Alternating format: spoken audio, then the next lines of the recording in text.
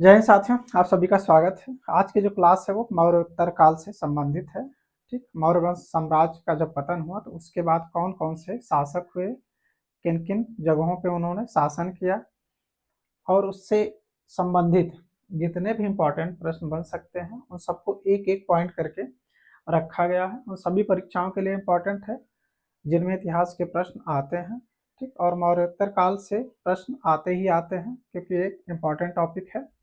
चाहे आपका TGT PGT का एग्जाम हो, यूपीएससी हो, यूपीपीएससी हो, आरओ हो, लोअर पीसीएस हो, इन सभी परीक्षाओं की दृष्टि से यह टॉपिक महत्वपूर्ण है। तो आप लोग वीडियो को अंत तक जरूर देखिएगा, वीडियो को लाइक कर लीजिएगा, चैनल को सब्सक्राइब कर लीजिएगा। तो चलिए एक एक पॉइंट देखते हैं। जितने भी पॉइंट से प्रश्न बन सकते थे उन सबको इसमें रखा गया है। इस क्लास के बाद आपको एक एमसीक्यू की क्लास होगी जिसमें इस टॉपिक से रिलेटेड जितने भी प्रश्न बन सकते हैं वो सबको रखा जाएगा। तो वह वीडियो जो आपको इसके जस्ट बाद मिलेगा। तो पहले एक बार आप लोग इसको पूरा देख लीजिए तो आपको एक संक्षिप्त नॉलेज हो जाएगा इस टॉपिक के बारे में। ठीक, इसका उदय कब हुआ, अंत कब हुआ, कौन कौन से शासक हुए, कहाँ कहाँ पे उन्होंने शासन किया, तो ये सारी चीज़ें आपको समझ में आ जाएंगी। तो मौर्योत्तर काल को 185 ईसा पूर्व से 275 ईस्वी तक मानते हैं। कब से कब तक? 185 ईसा पूर्व से 275 ईस्वी तक। ठीक, जैसे कि मौर्य साम्राज्य का जब पतन हुआ तो मौर्य साम्राज्य के पतन के बाद जो मौर्योत्तर काल का इतिहास है वो दो भागों में विभाजित है। पहला एक तो जो विदेशी शासक आए जैसे शक हुए, कुषाण हुए, हिंदयवन हुए, तो इन सब ने शासन किया और कहाँ पे किया। और दूसरा है कि जो भारतीय राज्य थे वो स्वतंत्र हो गए और वो कौन कौन से शासक हुए, कहाँ कहाँ पे शासन किया। तो दो भागों में विभाजित हो जाता है। तो दोनों को हम लोग अच्छे से देखेंगे। काल की प्रमुख विशेषताएं, मौर्य साम्राज्य के पतन के बाद भारत में राजनीतिक विखंडन हुआ ना, दो भागों में विभाजित हुआ। एक विदेशी शासक थे और एक देशी शासक थे। विदेशी शक्तियां मध्य एशिया से आने वाली शक्तियों ने उत्तर पश्चिम भारत के बड़े क्षेत्रों पर अधिकार कर लिया था। और भारतीय राजवंश इनमें कौन कौन से थे? शक थे, कुषाण थे, हिंदयवन थे, ये प्रमुख राजवंश थे। हिंदयवन थे ना, जिन्होंने भारत में शासन किया था। भारतीय राजवंश में शुंग, कर्ण, आंध्र, सातवाहन, वाकाटक, इक्ष्वाक थे। तो ये सब थे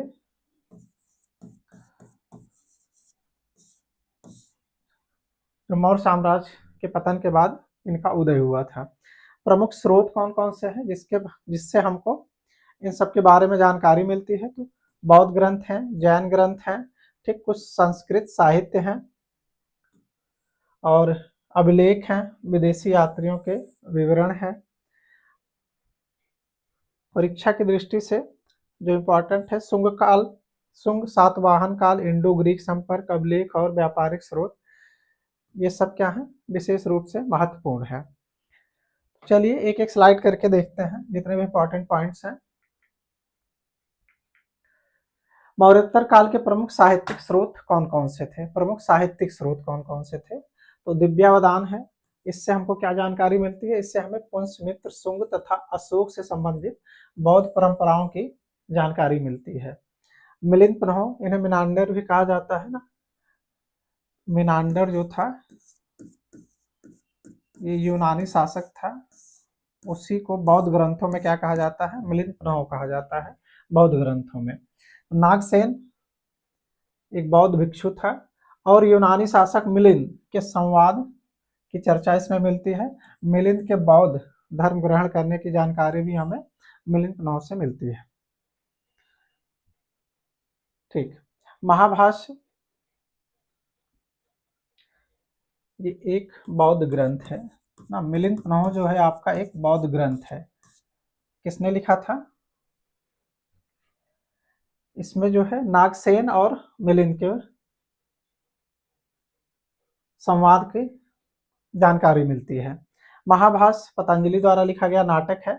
महाभाष्य पतंजलि की रचना है। पुंसमित्र शुंग के समय की घटनाओं तथा यवन आक्रमण का उल्लेख इसमें हमको मिलता है।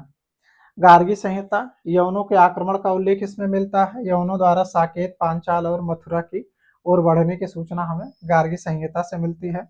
मालविका मित्रम जो है कालिदास का ये भी नाटक है। शुंगकालीन राजनीति और अग्निमित्र की जानकारी इससे हमको मिलती है। थेरावली एक जैन ग्रंथ है। उज्जैनी के शासकों तथा पुंसमेन शुंग का उल्लेख इसमें मिलता है। ये कुछ साहित्यिक स्रोत से जिससे हमें मौर्योत्तर काल की जानकारी मिलती है।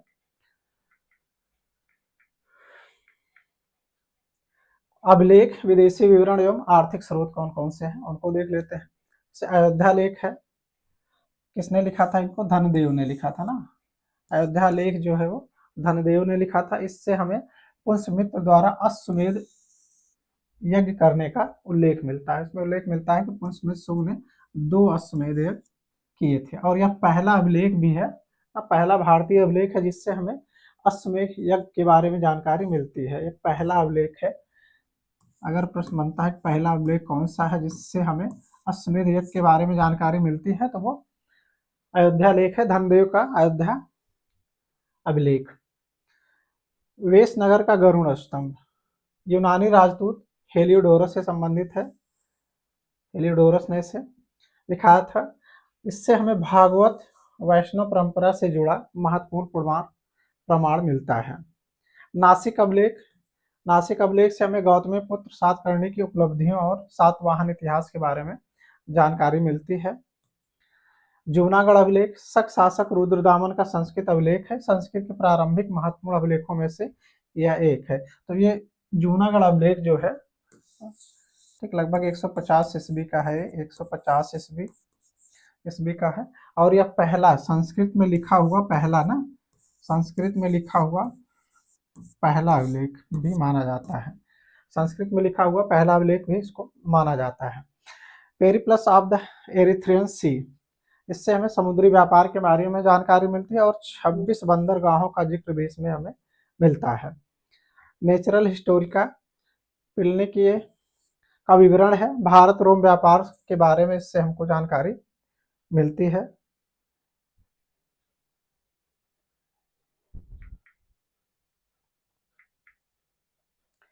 भारत रोम व्यापार और भारत से रोमन धन के प्रवाह का उल्लेख हमको इसमें मिलता है।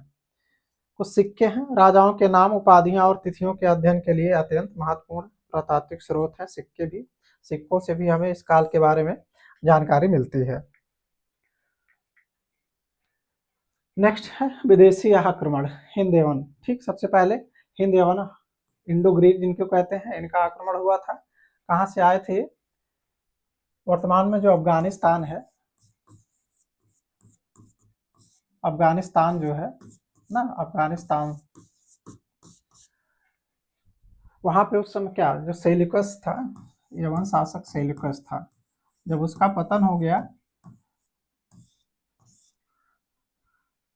तो वहां के जो और शासक थे वो सब क्या विद्रोह कर दिए और अपने आप को स्वतंत्र घोषित कर दिए थे। और वही सब क्या किए थे, फिर भारत पे बाद में आक्रमण किए थे। मौर्य साम्राज्य के पतन के बाद मध्य एशिया से हिंद यवन शक, पार्थियन पहले तथा कुषाण शक्तियों का भारत में प्रवेश हुआ था। यवन आक्रमण बैक्ट्रिया जो कि अभी अफगानिस्तान में है कि यवनों ने उत्तर पश्चिम भारत पर आक्रमण कर बड़े क्षेत्र पर अधिकार किया था। इसमें से क्या थे? डायोडोटस और डायोडोटस सेकंड जो थे, इन्होंने बैक्टीरिया में स्वतंत्र घोषित किया था। बाद में इन्हीं के जो वंशज थे उन सब ने भारत पे आक्रमण किया था। लगभग 250 ईसा पूर्व में बैक्टीरिया के शासक डायोडोटस ने स्वतंत्रता की घोषणा की थी। उसके बाद बैक्ट्रियन शक्ति मजबूत हुई। सेल्यूकस साम्राज्य से अलग होकर बैक्ट्रिया को स्वतंत्र बनाया गया। डेमेट्रियस, इसमें क्या था कि दो वंश हो गए थे ना, एक डेमेट्रियस था, एक दूसरा वंश था। दोनों ने अलग अलग स्थानों पे आक्रमण किया और अलग अलग स्थानों को अपनी राजधानी बनाई थी। ये आगे देखते हैं। उसको लगभग 183 ईसा पूर्व में पंजाब के बड़े भाग पर अधिकार किया और साकल सियालकोट को अपनी राजधानी बनाई ना। ये वर्तमान में कहाँ पे? पाकिस्तान में है ना। वर्तमान में कहाँ पे है? पाकिस्तान में है। डेमेट्रियस ने भारतीय राजाओं की उपाधि धारण की। वह प्रमुख हिंद यवन आक्रमणकारी माना जाता है डेमेट्रियस को।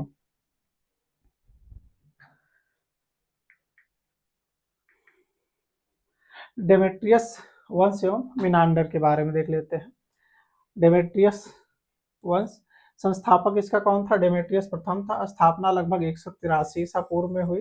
राजधानी इसने कहाँ बनाई? साकल या सियालकोट को, जो वर्तमान में पाकिस्तान में है, इसको अपनी राजधानी बनाई थी। इसी वंश का सबसे इम्पोर्टेंट शासक जो हुआ था, सबसे महत्वपूर्ण शासक, वो मिनांडर था। 165 से 145 ईसा पूर्व इसका शासनकाल था। 165 से 145 ईसा पूर्व इसका शासनकाल था। बौद्ध साहित्य में इसे क्या मिलिंद कहा जाता है? मिलिंद नाम से भी यह प्रसिद्ध है। यह प्रमुख हिंद यवन शासक था। मिलिंद पुनः, इसमें क्या है? नागसेन और मिलिंद के संवाद का ग्रंथ है। संवाद के बाद मिलिंद के बौद्ध धर्म में शामिल होने की बात इसमें कही गई है। सैन्य विस्तार देख लेते हैं। मिनांडर ने गंगा यमुना दोआब तक अपना अभियान किया था और उसके सिक्के भारत के अनेक क्षेत्रों में मिले हैं। तो भारत में यह पहला यवन शासक था, पहला यवन शासक था मिनांडर, जिसने भारत में स्वर्ण सिक्के चलाए थे। पहला यवन शासक था जिसने भारत में स्वर्ण सिक्के चलाए थे। कौन? मिनांडर। साकल, मिनांडर की राजधानी साकल शिक्षा एवं व्यापार का प्रसिद्ध केंद्र थी उस समय। अन्य वंश, दूसरा वंश जो था वो यूक्रेटाइडस था ना, यूक्रेटाइडस वंश था। इसने तक्षशिला को केंद्र बनाया था। डेमेट्रियस ने कहाँ बनाया था? साकल को अपना केंद्र बनाया था, और यूक्रेटाइडस ने तक्षशिला को अपना केंद्र बनाया था। भारत में यवन सत्ता डेमेट्रियस एवं यूक्रेटाइडस की शाखाओं में बटी हुई थी। एक एक पॉइंट इंपॉर्टेंट है, जिससे हर पॉइंट से या हर लाइन से आपको प्रश्न मिल जाएंगे परीक्षा में। हिंद यवनों का भारत पर प्रभाव। ठीक, हिंद यवनों का भारत में क्या प्रभाव पड़ा, तो एक एक पॉइंट देख लेते हैं। ज्योतिष में क्या प्रभाव पड़ा? भारतीयों ने यूनानियों से ज्योतिष के क्षेत्र में महत्वपूर्ण ज्ञान ग्रहण किया है। गार्गी संहिता में यवनों की प्रशंसा की गई है। सप्ताह, जो एक सप्ताह के 7 दिन होते हैं, वह भी, यह अवधारणा कहाँ से ली गई है? यूनानियों से ली गई है। सिक्के, यूनानी शैली के सिक्कों में शासक की आकृति तथा देवताओं के चित्र मिलते हैं। द्विभाषीय सिक्के के भी उस समय जारी हुए थे। कला, हिंद एवं संपर्क से हेलेनिस्टिक कला का प्रभाव बढ़ा, जिसका विकसित रूप आगे गांधार कला में दिखाई देता है। भाषा एवं रंगमंच पे क्या प्रभाव पड़ा? संस्कृत नाटकों में यवनिका शब्द का प्रयोग तथा पर्दा परंपरा से संबंधित प्रभाव का उल्लेख मिलता है ना। यवनिका शब्द जो है वो पर्दा से संबंधित है, पर्दा से संबंधित है यवनिका शब्द। इस पे भी प्रश्न बना हुआ है, पर्दा से संबंधित है। धर्म एवं दर्शन, ठीक, हेलियोडोरस ने भागवत वैष्णव धर्म अपनाया। मिनांडर का बौद्ध धर्म से संबंध पता चलता है। अगला वंश था शक, शक साम्राज्य। शक आक्रमण एवं प्रमुख शाखाएं, ये क्या मध्य एशिया से भी आए थे? मध्य एशिया से आए थे, मध्य एशिया से। इनकी 5 शाखाएं थी। कितनी शाखाएं थी? 5 थी। एक जो थी वो कहाँ पे? अफगानिस्तान में सेटल हो गई थी ना, एक अफगानिस्तान में सेटल हो गई थी। बाकी 4 जो थे वो भारत में आ गए थे और अलग अलग केंद्रों पे थे, अलग अलग जगहों पे उन्होंने शासन किया। 5 शाखाएं कुल थी। शकों की 5 प्रमुख शाखाओं का उल्लेख मिलता है। प्रमुख केंद्र इनका क्या? भारत में तक्षशिला था, मथुरा था, मालवा, उज्जैन और नासिक। ये 4 क्षेत्र थे जहाँ पे शकों ने शासन किया। उत्तरी क्षत्रप, तक्षशिला एवं मथुरा क्षेत्र के शक शासक को उत्तरी क्षत्रप कहते थे। पश्चिमी क्षत्रप कौन से थे? जो नासिक और उज्जैन क्षेत्र के शक शासक थे, उन्हें पश्चिमी क्षत्रप कहा गया है। तक्षशिला के शक, इसका शासक जो था वो, इसकी स्थापना माउस ने की थी ना। लगभग 20 से 22 ईसा पूर्व माना जाता है कि पहला शासक जो था। प्रमुख प्रारंभिक शासक, बाद में एजज आदि कई अन्य शासक हुए। मथुरा के शक जो थे, मथुरा के शक, उसमें राजुल संस्थापक इसमें माना जाता है, राजुल और राजुबुल को। उसके बाद सोडस का उल्लेख भी मिलता है। कौन कौन से प्रमुख शासक हुए उनको देख लेते हैं। मालवा उज्जैन के शक एवं रुद्रदामन ना सबसे महत्वपूर्ण शासक माना जाता है शकों का ये सबसे महत्वपूर्ण शासकों में था रुद्रदामन ना। इस पे कई बार प्रश्न बने भी हैं।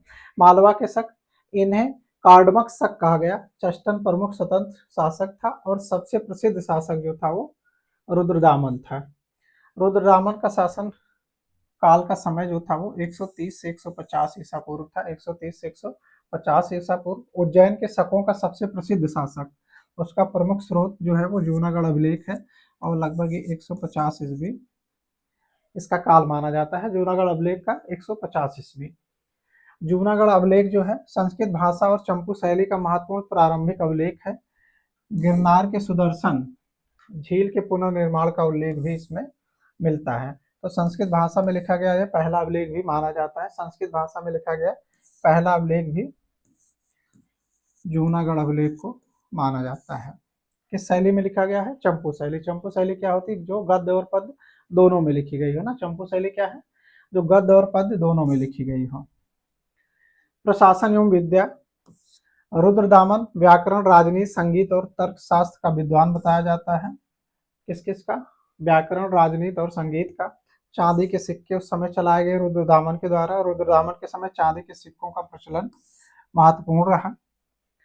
और नासिक के शक जो थे, भूमक और नहपान ये प्रमुख शासक थे। कहाँ के? नासिक के जो शक थे वो भूमक और नहपान प्रमुख शासक थे। नहपान का सातवाहन शासक गौतमीपुत्र सातकर्णी ने पराभव किया था। नहपान को किसने हराया था? गौतमीपुत्र सातकर्णी ने। अब आते हैं पार्थियन या पहलव और कुषाण वंश के बारे में ना। पार्थियन या इन्हें पहलव भी कहते हैं और कुषाण। पार्थियन जो थे कहाँ से आए थे? वो ईरान से आए थे। पार्थियन और पहलव जो थे वो ईरान से आए थे। मध्य एशिया से आने वाले ईरानी मूल शक्ति थी ये। भारत में प्रमुख शासक इनका कौन था? गोंडो फर्नीज था ना। प्रमुख पहला शासक गोंडो फर्नीज था।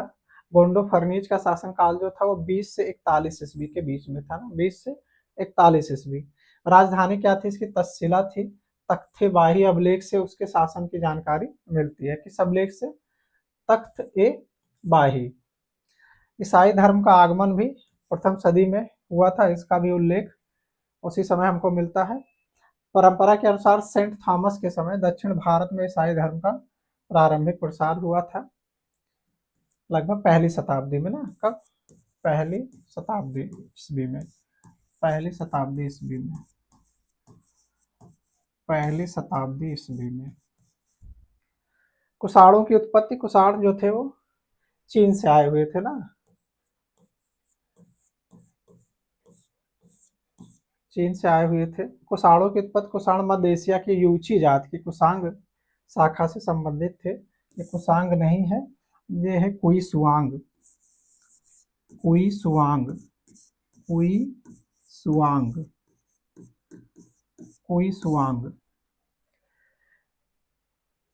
कुषाणों की उत्पत्ति, कुषाण मध्य एशिया के यूची जात से संबंधित थे। किससे? यूची जात से संबंधित थे।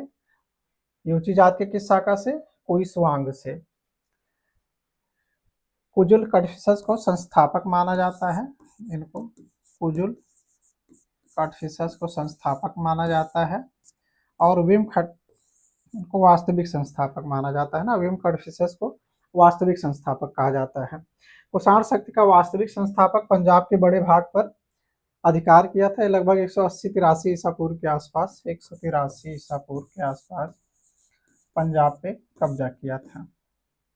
स्वर्ण मुद्रा का व्यापक प्रचलन। स्वर्ण सिक्कों पर शिव, नंदी और त्रिशूल आदि के चिन्ह मिलते हैं। इससे पता चलता है कि ये शैव धर्म से जुड़े हुए थे ना। किससे? शैव धर्म से जुड़े हुए थे, क्योंकि इनके सिक्कों पर शिव, नंदी और त्रिशूल का निशान मिलता है। आते कनिष्क। कुषाण साम्राज्य का उत्कर्ष था। सबसे महत्वपूर्ण शासक था कौन? कनिष्क था। सबसे महत्वपूर्ण शासक था कनिष्क। ठीक, इसका शासन काल जो था 78 से 102 ईसा पूर्व ईस्वी माना जाता है। कुषाण वंश का सर्वाधिक प्रसिद्ध शासक। राजधानी इसने कहाँ बनाई थी? फिरोजपुर, पेशावर को। और द्वितीय राजधानी मथुरा को बनाई थी। द्वितीय राजधानी मथुरा को बनाई थी। इसे द्वितीय बुद्ध भी कहा जाता है। उपाधि क्या मिली थी? द्वितीय बुद्ध की। कुषाण को द्वितीय बुद्ध कहा जाता है के रूप में प्रसिद्ध। उसके सामान्य कुषाण साम्राज्य का व्यापक विस्तार हुआ। चतुर्थ बौद्ध संगीत जो थी वो कुषाण कनिष्क कनिष्क के शासन काल में ही हुई थी। कहाँ पे? कश्मीर में, कश्मीर के कुंडल वन में।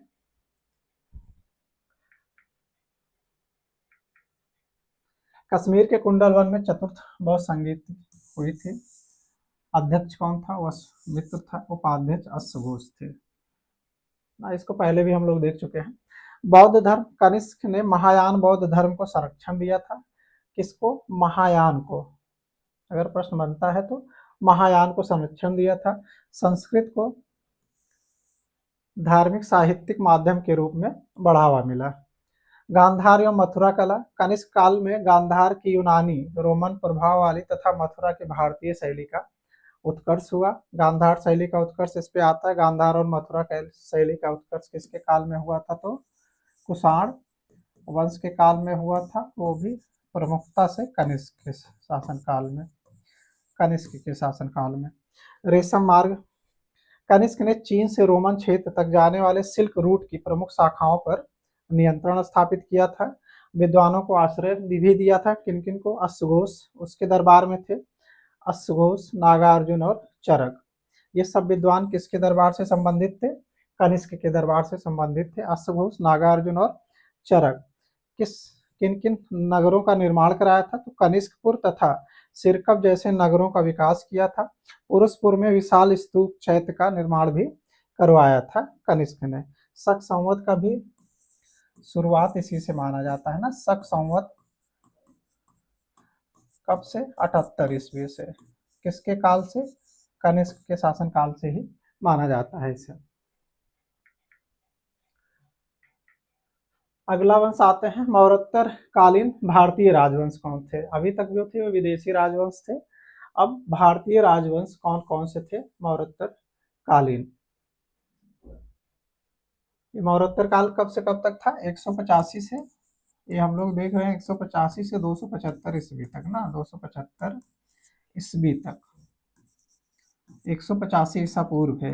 185 ईसा पूर्व से 275 ईस्वी तक। तो सबसे पहले सुंग वंश के बारे में देखते हैं। सुंग वंश जो था वो 185 से 75 ईसा पूर्व तक था। 185 से 75 ईसा पूर्व तक। संस्थापक कौन था इसका? पुष्यमित्र शुंग था। राजधानी कहाँ बनाई इसने? पाटलिपुत्र को राजधानी बनाई। धर्म क्या था इसका? ब्राह्मण धर्म था। और मौर्य शासक बृहद्रथ की हत्या के बाद पुष्यमित्र शुंग ने शुंग वंश की स्थापना की थी।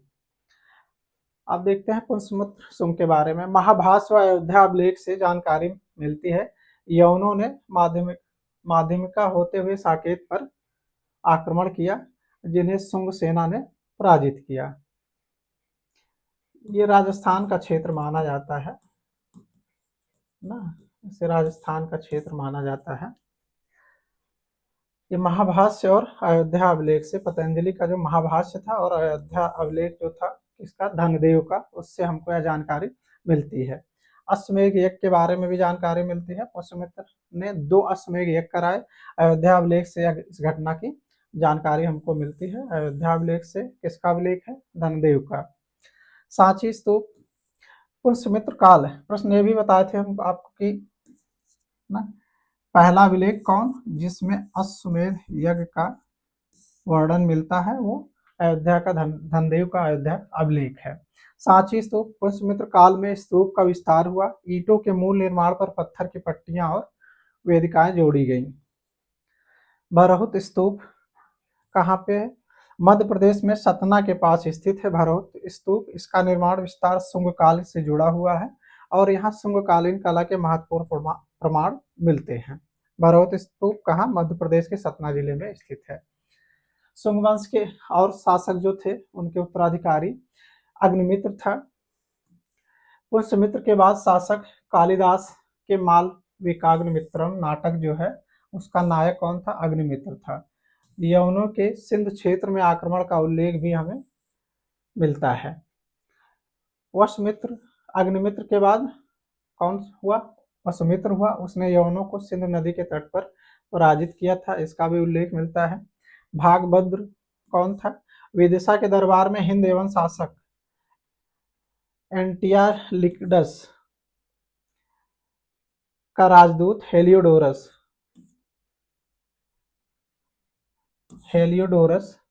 इसके भागभद्र के दरबार में आया था। हेलियोडोरस जो था किसके दरबार में आया था? वो भागभद्र के दरबार में आया था। कहाँ पे? विदिशा में। और इसने गरुड़ स्तंभ की स्थापना की थी और स्वयं को भागवत धर्म का बताया था। देवभूत ये अंतिम शासक था। शुंग वंश का अंतिम शासक कौन था? देवभूति था शुंग वंश का अंतिम शासक। उसके मंत्री वसुदेव ने उसकी हत्या कर कण्व वंश की स्थापना की थी। तो कण्व वंश की स्थापना किसने की? वसुदेव ने की। किसकी हत्या कर? देवभूत की। देवभूत जो था वो शुंग वंश का अंतिम शासक था ना। शुंग वंश का अंतिम शासक कौन था? देवभूति था। कण्व वंश ये 75 से 30 ईसा पूर्व तक था ना। 75 ईसा पूर्व में अंत हो गया किसका? शुंग वंश का। उसके बाद कण्व वंश आया। ठीक, इसका अरेंजमेंट भी खूब आता है ना परीक्षा में, इनका अरेंजमेंट भी खूब आता है। मौर्य वंश, फिर ना उसके बाद शुंग वंश, फिर कण्व वंश, इनको अरेंज करने को आता है। कण्व वंश संस्थापक कौन था? वासुदेव था। प्रमुख शासक वासुदेव, भूमिमित्र और नारायण और सुशर्मन थे। अंतिम शासक सुशर्मन की हत्या किसने की थी? सिमुक ने। और सिमुक ने इनकी हत्या करके आंध्र सातवाहन वंश की स्थापना की थी। किसकी? आंध्र सातवाहन की स्थापना की थी किसने? सिमुक ने।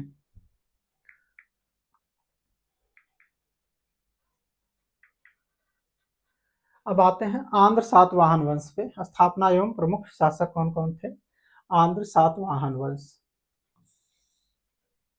काल इनका लगभग 30 ईसा पूर्व से, आंध्र सातवाहन का जो काल था 30 ईसा पूर्व से 250 ईस्वी तक माना जाता है। संस्थापक कौन था? सिमुक था। वास्तविक और प्रारंभिक शासक सातकर्णी प्रथम था। प्रथम शासक कौन था? सातकर्णी प्रथम था। और संस्थापक सिमुक को माना जाता है। किसको? सिमुक को। राजधानी क्या थी? पैठन प्रतिष्ठान महाराष्ट्र में स्थित है।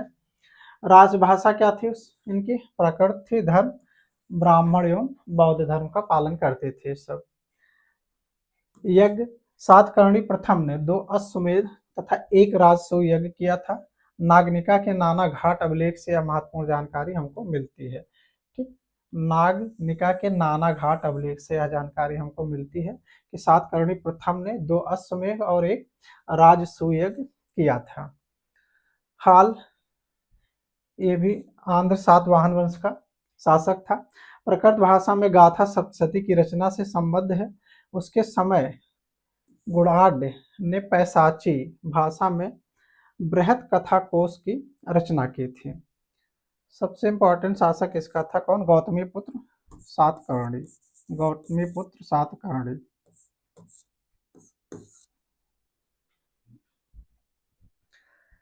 गौतमीपुत्र सातकर्णी, इसका शासनकाल जो था वो 106 से 130 ईसा पूर्व तक था। 106 से 130 ईसा पूर्व। सातवाहन वंश का महान शासक था। नहपान को पराजित कर उसके क्षेत्रों पर अधिकार किया। उसे शकों, यवनों और पहलुओं का संहारक कहा जाता है। नहपान कौन था? शक शासक था। गौतमीपुत्र सातकर्णी का समय जो था वो 106 से 130 ईस्वी था। 106 से 130 ईस्वी। सातवाहन उत्तराधिकारी संस्कृति एवं पतन देख लेते हैं। उसके बाद फिर जो शासक हुआ वो वशिष्ठिपुत्र पुलमावी हुआ 130 से 154 ईस्वी तक। नासिक अभिलेख से जानकारी मिलती है। शक शासक रुद्रदामन का समकालीन था ये, और रुद्रदामन ने इसे 2 बार पराजित करने के बाद भी उसे छोड़ दिया था। अमरावती स्तूप आंध्र प्रदेश के अमरावती धान्य कटक क्षेत्र में स्थित है। सातवाहन काल में इसका विस्तार हुआ। शिल्प कला का महत्वपूर्ण केंद्र है। उसके बाद फिर शासक हुआ शिव श्री सातकर्णी ना 154 से 165 ईस्वी तक। पुलमावी का भाई तथा रुद्रदामन का दामाद था ये, और इसी की वजह से रुद्रदामन ने वशिष्ठिपुत्र पुलमावी को 2 बार पराजित करने के बाद भी छोड़ दिया था। फिर है यज्ञ श्री सातकर्णी 165 से 194 ईस्वी तक। उसके सिक्कों पर जलयान, शंख और मछली के चित्र मिलते हैं। समुद्री व्यापार में रुचि का संकेत मिलता है। अगर प्रश्न आता है कि किसके सिक्कों में, किस सातवाहन शासक के सिक्कों पर जलयान, शंख और मछली के चित्र मिलते हैं, तो वो यज्ञश्री सातकर्णी होगा। सातवाहन संस्कृति के बारे में देख लेते हैं। प्रतिष्ठान, गोवर्धन और वैजयंती प्रमुख केंद्र थे। सातवाहनों ने पहली बार शीशे के सिक्के चलाए। कई बार प्रश्न आ चुका है कि किस वंश के शासकों ने शीशे के सिक्के चलाए थे, तो सातवाहन के शासकों ने, सातवाहन वंश के शासकों ने। और चांदी के सिक्के चलाए थे जिसका नाम क्या था, पोटीन। चांदी के सिक्के भी चलाए थे जिसका नाम क्या था, पोटीन था।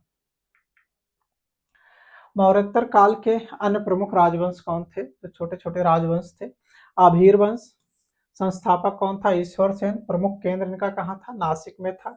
लगभग तीसरी से चौथी शताब्दी तक इन्होंने शासन किया था और पश्चिमी भारत में इनका प्रभाव था। इक्ष्वाक वंश, कृष्णा गुट्टूर क्षेत्र में इनका शासन था। संस्थापक कौन था, शांतमूल थे, शांतमूल। प्रमुख शासक वीर पुरुष दत्त।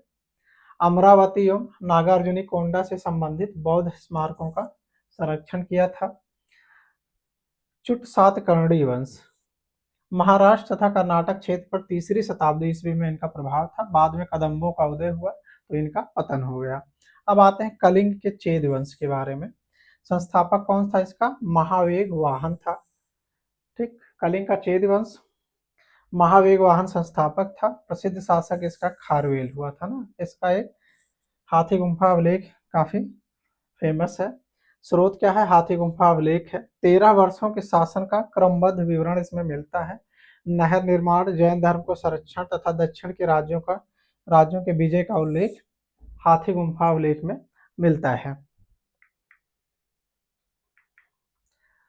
फिर नेक्स्ट आते हैं वाकाटक वंश एवं प्रमुख शासक। इसका संस्थापक कौन था, विंध्य शक्ति को माना जाता है। किसको, विंध्य शक्ति को। लगभग 255 ईस्वी में इसकी स्थापना हुई थी। राजधानी नंदीवर्धन, जिसे आजकल नागपुर कहा जाता है ना, नंदीवर्धन इसकी राजधानी थी। भाषा जो थी वो प्राकृत थी। अश्वमेध और वाजपेयी यज्ञों का आयोजन वाकाटक वंश के शासकों ने किया था। सबसे पहला शासक कौन था, प्रवरसेन प्रथम था। 275 से 335 ईस्वी के बीच इनका शासनकाल था। 4 अश्वमेध तथा 1 वाजपेयी यज्ञ किया और धर्म महाराज की उपाधि भी धारण की थी। किसने, प्रवरसेन प्रथम ने। उसके बाद है रुद्रसेन द्वितीय। इसका शासनकाल जो था 385 से 390 के बीच में था। गुप्त शासक चंद्रगुप्त विक्रमादित्य का समकालीन था। उसकी पत्नी प्रभावती गुप्ता ने बाद में पुत्र प्रवरसेन द्वितीय की संरक्षिका के रूप में संभाला था। किसका समकालीन था ये, चंद्रगुप्त विक्रमादित्य का समकालीन था। प्रवरसेन द्वितीय फिर हुआ 390 से 400 ईस्वी के बीच। ठीक, प्रकृत भाषा में सेतुबंध की रचना की थी इसने। राम की श्रीलंका विजय और सेतु निर्माण का वर्णन इसमें मिलता है। अजंता गुफाएं, अजंता की गुफा संख्या 9 और 10 वाकाटक काल से संबंधित मानी जाती है। इस काल में कला एवं स्थापत्य का महत्वपूर्ण विकास हुआ था। 9 और 10 किसके शासनकाल की मानी जाती है, वाकाटकों के।